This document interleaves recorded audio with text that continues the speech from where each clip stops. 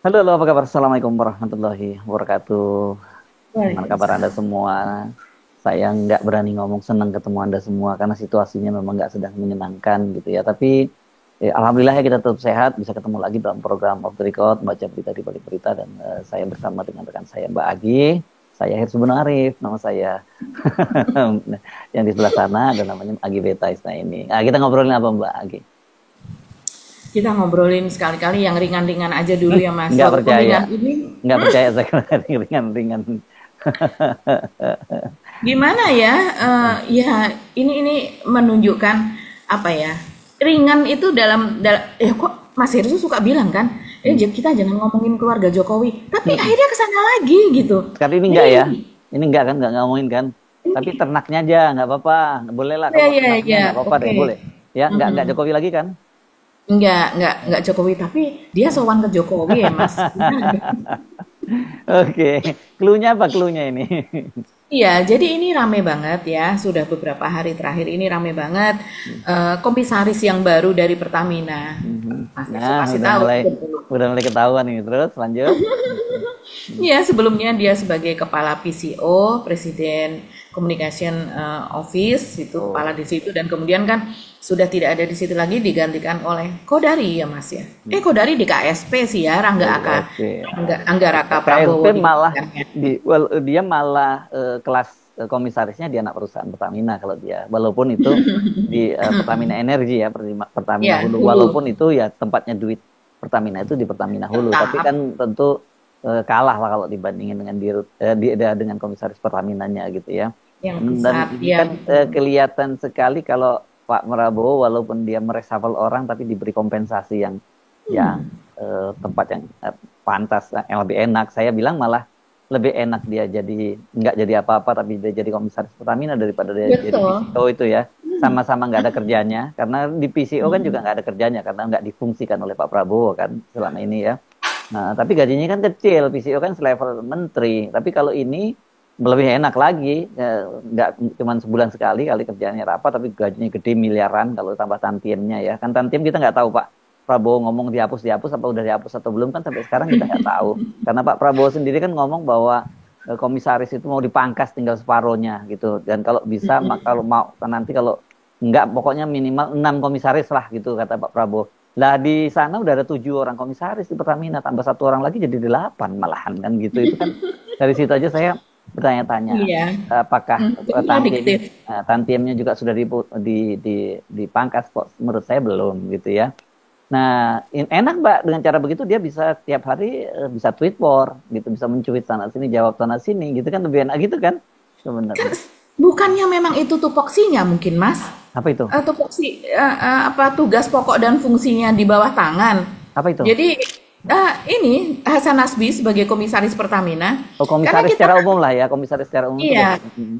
iya, karena selama ini kan memang blur ya tugas komisaris itu, seperti misalnya ada komisaris Pelni itu si Kang Dede itu namanya itu sampai sekarang juga masih di sana sudah bertahun-tahun.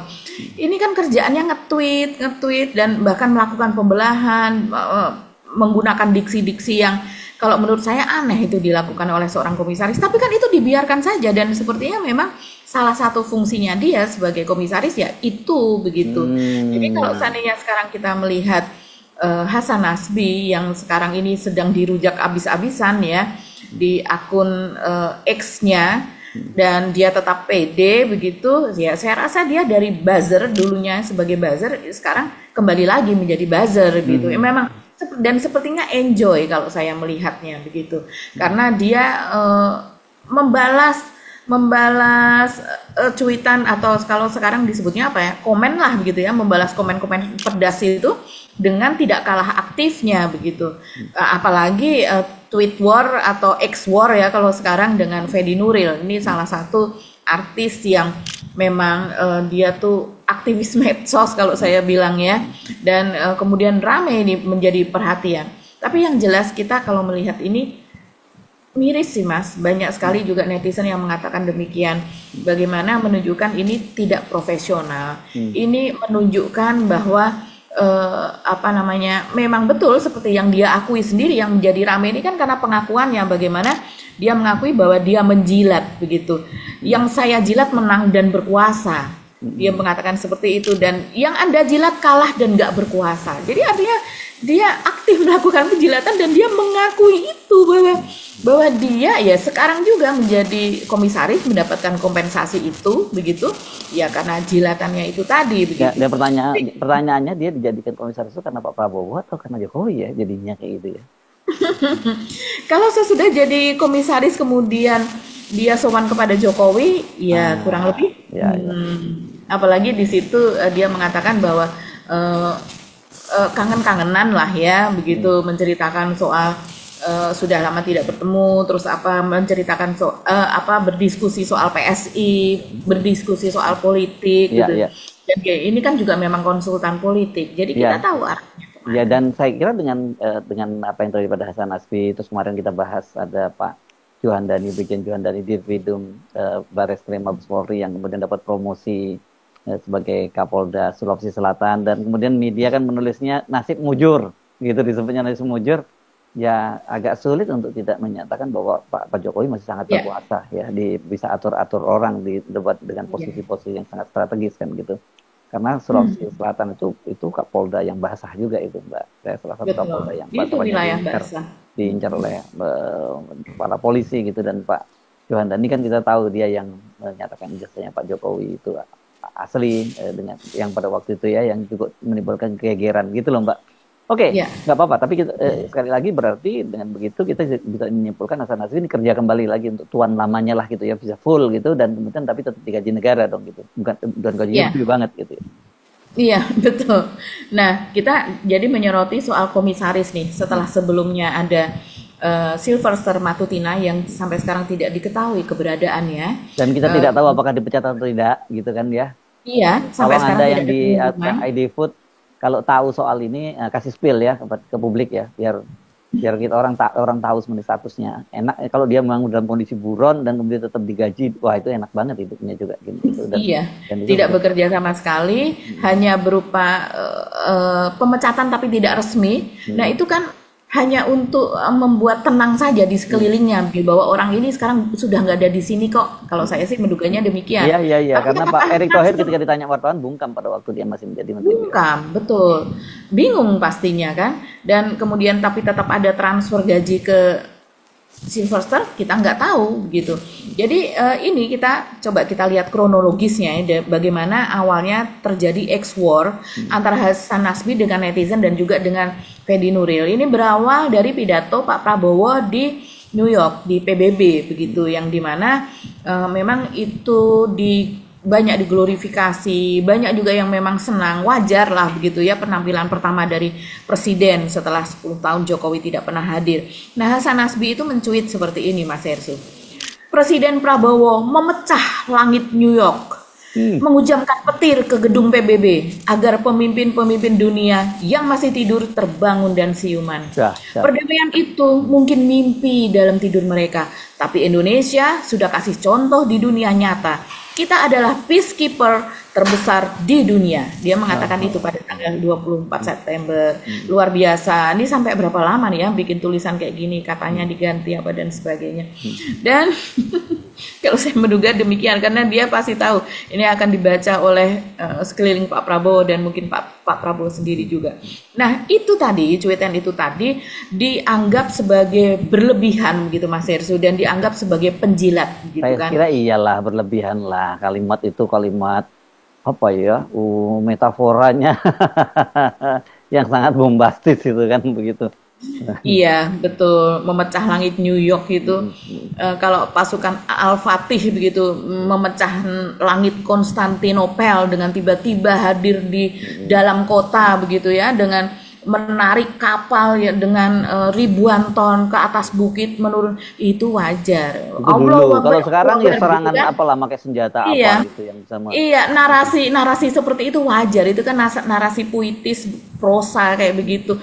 Tapi kalau untuk ini ya memang too much. Dan kemudian juga memang ini Mas Hersu, ketika sekarang ini belakangan bagaimana pidato Pak Prabowo yang sudah dianggap baik itu ternyata banyak sekali menyisakan juga pertanyaan dan juga kemasgulan gitu ya. Bagaimana Pak Prabowo tidak berani menyebut langsung nama Netanyahu, tidak berani menyebut nama langsung genosida, bahwa dia sudah melakukan genocide begitu, dan juga itu yang membuat orang sekarang merenung begitu ya. Beda dengan yang misalnya yang tentu dibandingkannya dengan Presiden Kolombia begitu ya. Kalau itu memang berbeda karena kemarin dia juga turun kan dalam aksi di New York begitu, ikut rame-rame bersama para Yahudi juga, tapi yang membela Palestina kan di sana kan juga terpecah juga, dan dia juga di situ banyak sekali diuluk-ulukan tuh Presiden Kolombia. Dan dan kemudian di pesona non grata ya, di deport enggak di deportasi, pesona non grata dari sana. Iya. Okay. Dia jadi lebih populer dari Trump.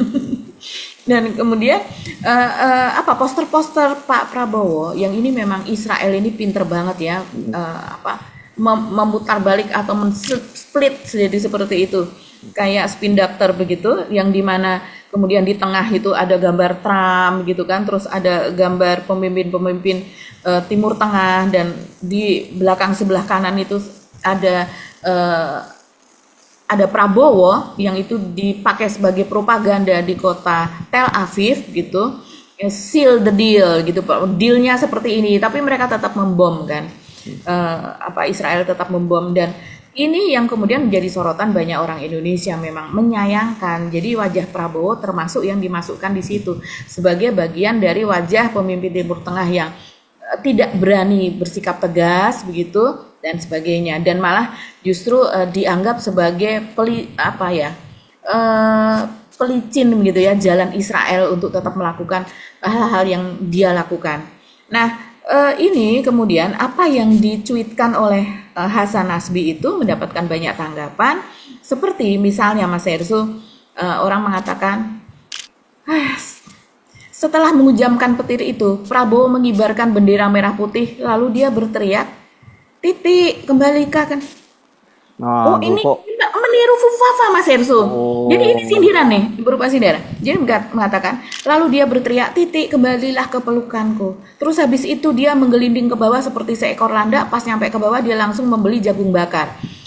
Dan sambil itu cuitannya Fufafa itu ya sebenarnya. Fufafa, masih ingat Mas Hersu? Iya betul.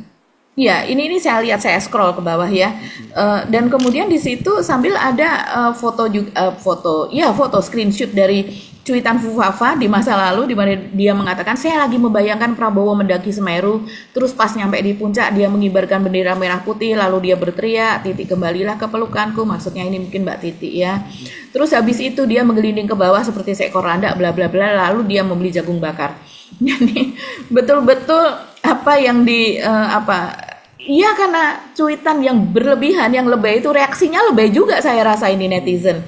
Terus yang lainnya lagi kalau Hasan Nasbi ini apesnya, cuitan dia yang lama ketika dia masih menjadi buzzer itu diunggah lagi, dan itu kan cuitannya betul-betul kejam ya kepada Pak Prabowo.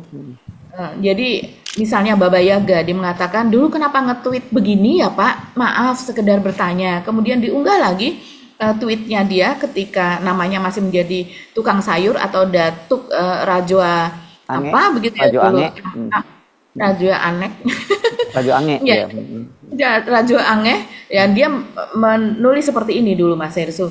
Kalau dibikin meme, ini nggak usah saya lewatkan saja ya, karena ini itulah pokoknya masih jadi pemimpin sejati kayak gitu nggak ya? Ini soal isu Pak Prabowo yang ya soal pernah ditembak akibatnya bagaimana kan seperti itu. Tapi ini saya rasa memang orang ini tidak dewasa banget ya. Kemudian ada juga cuitan yang lain yang diunggah oleh netizen. Saya yakin 100% beliau pas lahir nggak diazanin.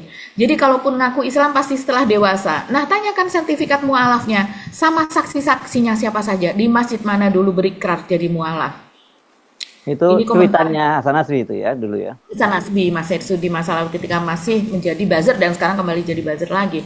Jadi komentarnya adalah percuma peacekeeper tapi nggak diazanin gitu, karena dia mengatakan yakin bahwa saya yakin 100% beliau pas lahir nggak diazanin. Ini merendahkan orang tuanya loh kalau saya rasa. Biasanya yang mengazanin itu kan ayahnya.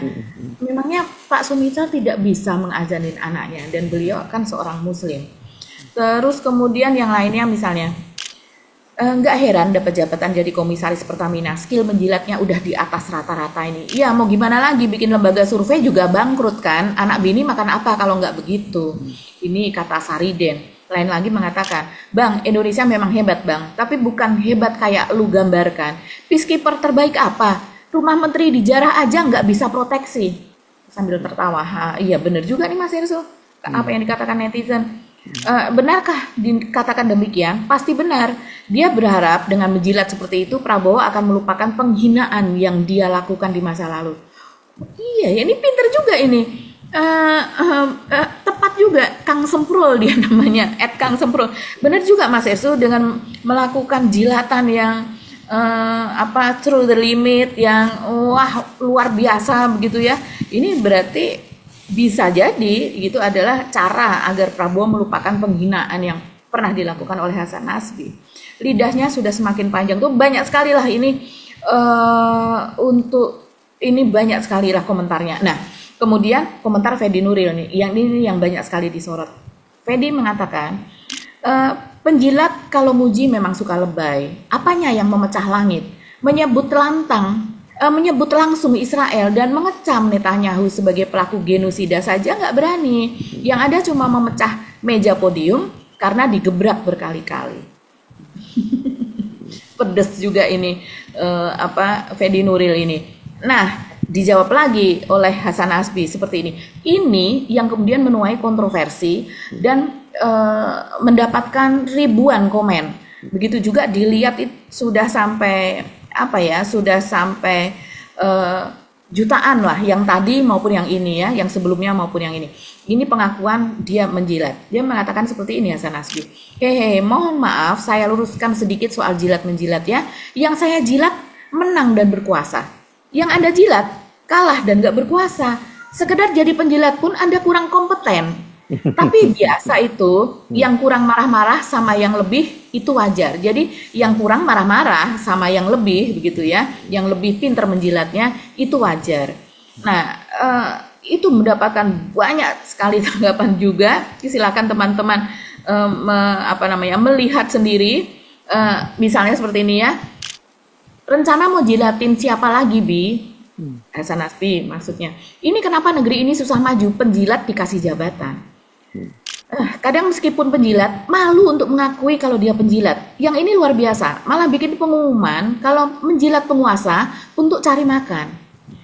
Ada lagi Mr. Arogan, dia mengatakan, Dih udah tua bangga ngaku jadi penjilat. Si Fedi jelas nggak ngejilat siapapun. Gerombolan buzzer tua kayak Kellen malah dengan senang hati mengakui kalau Kellen itu contoh sehina-hinanya manusia yang diberi akal pikiran.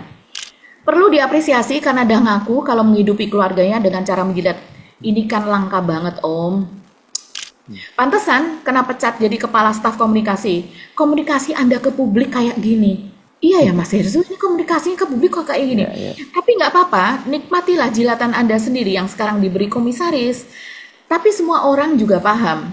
Jalur Anda jadi komisaris adalah dengan menjilat. Itu fakta dan Anda mengakui sendiri. Bla bla bla, banyak sekali lah ini komentar-komentarnya ya. Dan kemudian apa yang tadi dia menjawab Fedi Nuril itu pun dijawab lagi oleh Fedi Nuril seperti ini. Tapi kalau saya selama ini mengikuti cuitan dari Fedi Nuril, saya kok nggak melihat ya dia ini menjilat siapa gitu. Menjilat kepada Ganjar pun tidak, Mahfud MD tidak, Anies juga tidak. Jadi dan sepertinya penalaran saya atau penilaian saya itu sama dengan netizen. Fedi kemudian menjawab lagi kepada Hasan Nasbi, terima kasih sudah mengakui bahwa Anda penjilat. Penjilat kalau tidak bisa membalas argumen, memang hanya bisa menggeser topik. Silakan cari bukti saya menjilat siapa, ditunggu. Dan sesudah itu saya rasa percakapan habis, saya tidak menemukan dan tidak ada sambungannya lagi dengan Hasan Nasbi. Tapi dengan dengan netizen itu masih panjang sekali gitu. Iya. Luar biasa. Ini yang kayak gini beneran nih Pak Prabowo digaji yang sampai miliaran, bahkan kalau dalam setahun berapa nih gajinya nih, Ya, buzzer ya. macam Saya baca ini. terakhir itu Pertamina itu total bisa, ya kalau lebih kita terata ya, komisarisnya Mhm. itu berdasarkan data tahun 2003 kalau tidak salah itu ya.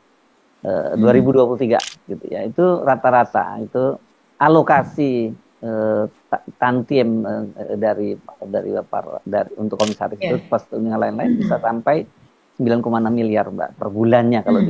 dibagi ya. Dan kan selisih antara komisaris utama dengan komisaris biasa itu cuma 10% saja ya. Kalau Iya, sedikit. komisaris komisaris itu 90% dari gaji komisaris penghasilan dari komisaris utama ya. Jadi setidaknya 9 sampai 9,5 miliaran lah per bulannya. Worth it lah kerja sehari cuman tweet war seperti itu dengan penghasilan sebulan 9,5 miliar. Menurut saya semua orang mungkin saya nggak mau menyatakan semua orang yang seperti tipikal itu akan ngantri untuk jadi penjilat gitu. Apapun akan bisa dilakukan, bahkan jilatannya bisa berpindah-pindah Ya. sesuai dengan penerimaan gitu Ya yang kan didapat kalau dari kalau mana. rumusannya jadi penjilat itu kan kata Bung Rocky Gerung itu lidahnya lebih panjang dari otaknya. Nah, kira-kira gitu anunya. Jadi ya seperti itu modalnya seperti itu gitu. Tapi yang merehati kan ini eranya pemerintahan bukan era pemerintahannya Pak Jokowi lagi, ini era pemerintahannya Pak Prabowo. Kenapa masih terjadi Betul. semacam itu dan kalau nggak salah kan ada juga dia mengunggah di akun Instagramnya ya bahwa dia didatangi oleh Teddy Sekap yang katanya dia menulis Ya. surat dari Pak Prabowo ucapan terima kasih. Memang para menteri dan para kepala badan itu yang diberhentikan kan kemudian dikirimi surat, tidak diberitahu tapi dikirimi surat kan ke Ya. Mhm. Prabowo gitu. Iya, iya betul Mas Ersu. Jadi memang Teddy datang ke rumah Hasan Tadi Nasbi. Ahad malam ya jadinya ya datangnya. Ya, malam dan katanya makan bajigur atau apalah begitu, berbincang-bincang bahkan sampai pagi. Dan dia menjelaskan bahwa kami ini teman lama gitu. Jadi sudah lama tidak ngobrol seperti itu. Nah, kalau kita melihat ini, Memang iya, ya itu teman lama karena kan Teddy pada iya, waktu itu masih jadi ajudannya Pak Jokowi kan, ajudan ya masih Pak kapten Jokowi. waktu itu dan tentu dia sangat dekat juga dengan Teddy sejak itu karena dia sangat dekat dengan Pak Jokowi dan saya juga masih ingat kan cerita dari Teddy, bukan dari dia sendiri Hasan Nasbi. Asbi yang menyatakan bahwa yang minta dia untuk bertemu dengan Pak Prabowo ketika menjelang Pilpres 2024 kemarin ketika akhirnya Pak Prabowo berpasangan dengan Gibran kan Teddy yang minta yang mengatur Iya. pertemuan dengan Pak Prabowo waktu itu kan gitu. Iya, iya, yang meminta untuk Hmm. dia supaya bersedia Hmm. bertemu kalau seandainya dia Ya, mau maka akan dicarikan waktunya dan ya. sebagainya. Jadi memang Teddy ini juga ya semacam makelar juga. Kalau saya sih membayangkan dia adalah asisten ajudan selama sekian tahun di bersama dengan Pak Jokowi ya, Letkol Teddy Indrajaya ini. Dan kemudian kalau kita lihat dia akrab dengan semua orang yang memang akrab dengan Pak Jokowi. Selain Hasan Nasbi yang kemudian kita ketahui ternyata yang memperkenalkan atau yang mendekatkan dengan Pak Prabowo itu adalah Teddy. Selain itu juga Miftah Ara, Maulana. Miftah Iya, Maulana, kemudian Ara, Miftah Marwara, Maulana. Ya. ya. Kemudian Marwara. Hmm. Yang Pak Prabowo sebetulnya tidak ya seperti dengan Miftah Maulana juga itu bukan circle Pak Prabowo dan juga setahu saya Pak Prabowo ada acara-acara bukan ulama ini yang diundang untuk memberikan ceramah itu ulamanya Jokowi begitu kan bahkan kemudian Pak Basuki PUPR ketika itu mengatakan bahwa mendapatkan instruksi dari Pak Jokowi untuk membangunkan pesantren untuk Miftah Maulana di Jogja dan sebagainya dan yang meresmikan juga Pak Jokowi juga itu kan memang kedekatannya Ya. dengan pihak Solo bukan dengan Pak Prabowo sebetulnya tapi karena Teddy ini seusai menjadi ajudan Pak Jokowi kemudian ditempelkan kepada Pak Prabowo yang ketika itu menjadi Menteri Pertahanan begitu ya akhirnya menjadi penyambung begitu kan ceritanya jadi kalau kita melihat ini ya masih banyak sekali orang Pak Jokowi di sekelilingnya Pak Prabowo Iya. yang nanti saya khawatirnya akan dapat mendegradasi nama Pak Prabowo kalau Sudah itu Mbak, seandainya itu sudah terjadi. Ya. bukan akan ya, tapi sudah terjadi. Ya. Walaupun kita tahu Pak Prabowo tidak menjadikan dia inner circle-nya, tapi ya Pak Prabowo masih terus mewadahi orang-orangnya Jokowi, dan bahkan mereka bisa leluasa melakukan hal-hal yang rakyat jadi resah, rakyat jadi apaan sih nih begitu. Dan mereka juga mengatakan kamu saya gaji ya begitu. Bahkan yang menyinggung soal di Nepal kan juga banyak Mas Erso di akunnya Hasan Nasbi ini. Aduh, Ya, mau apa ya? yang Memang itu terjadi. realitasnya, dan jujur saja itu yang membuat kita itu semakin pesimis dengan masa depan Indonesia itu Ya, ya. Kalau kemarin banyak anak-anak muda yang merasa Indonesia gelap dan kemudian mereka lebih baik cabut dari Indonesia, ya mereka merasa ya orang-orang seperti ini yang dipakai oleh pemerintah gitu, diberi jabatan gitu, iya. terutama itu Dan memang ini Mas Erso, orang-orang ini kan blunder terus ya, karena nafsunya lebih besar gitu, lidahnya lebih panjang itu tadi. Satu lagi sedikit saja. Kasus Erlin Swastini yang kemarin mencabut kartu ya. wartawan Hmm. dari Diana Valencia. Hmm. Erlin Swastini yang dulu pernah kita bicarakan Mas Erso. Ya, Siapa ya orang ini? yang berani nyamperin Pak Jokowi, memberi briefing Pak Jokowi ya di sebuah acara. Saya ingat Betul, itu. betul di acara yang ada di Halim misalnya, yang dimana kemudian berhenti begitu kan, padahal di situ ada menteri-menteri ada siapa dan sebagainya ya, Pak Jokowi meladeni itu gitu dan bersedia untuk di briefing apa di depan semua, dan ketika wartawan teriak menghalangi, maksudnya badannya kan menghalangi karena wartawan ingin memfoto, ingin memvideo, baru kemudian dia menyingkir. Begitu juga ketika AHY akan dilantik di zaman Pak Jokowi dulu, dan kemudian tiba-tiba dia ya nyelonong saja dan katanya dia memang ini pas pampres begitu ya. Nah, itu kan juga menjadi Kebal pas sorotan. pampres disebutnya oleh wartawan gitu ya. Iya, kebal pas pampres, dan sampai sekarang kita tidak tahu Masih Mas Erso. dipakai dan kemudian bikin blunder, dan itu catatan serius, mencabut Iya. mencabut Bahkan kartu. ijazahnya dari mana, universitas apa, itu blank. Kita cari di mana nggak Ya. ada. Hanya dikatakan dia ini ijazah ilmu sosial lah. Jadi Lulusan dari. hati-hati, yang seperti ini bisa juga itu bagian dari pembusukan juga itu loh. Yang jelas kemarin itu Betul. betul-betul merusak citra pemerintahan loh, Iya, penyambut. merusak citra Prabowo. Betul. Oke, bagi kita akan ketemu lagi ya di konten berikutnya. Kami mohon pamit, saya Rizwan Arif. Dan saya Igbita, terima kasih atas perhatian teman-teman semua. Tetap salam akal sehat. Wassalamualaikum warahmatullahi wabarakatuh. Waalaikumsalam warahmatullahi wabarakatuh.